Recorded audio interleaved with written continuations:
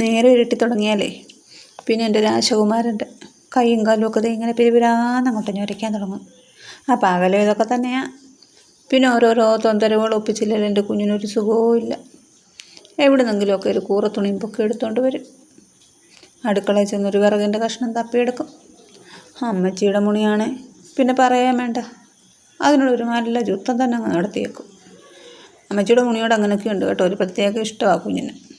Calcium bone കിട്ടിയാൽ പിന്നെ ഉണ്ടല്ലോ ഈ വിധ പരാക്രമങ്ങളൊന്നുമില്ല. ചുണ്ടനെലിക്ക് കുപ്പറത്തേങ്ങ കിട്ടിയതുപോലെ അത് ചവച്ചോണ്ടങ്ങിരുന്നേക്കും.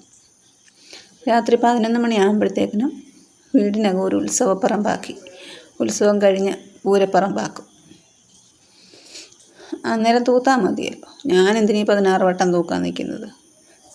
എന്തായാലും കിടക്കുന്നതിന് മുമ്പ് പിന്നെയും ഇതൊക്കെ തന്നെ പണി. ഒന്ന് തൂത്ത് കഴിഞ്ഞാൽ വീണ്ടും പോയി എടുത്തുകൊണ്ട് വരും. 11 മണിക്ക് ഞങ്ങളുടെ പള്ളി ഉറക്കത്തിന് കയറത്തുള്ളൂ. ബിക്കോസ് 11 മണിക്ക് ഞങ്ങൾക്കൊരു ഡ്യൂട്ടിയുണ്ട്.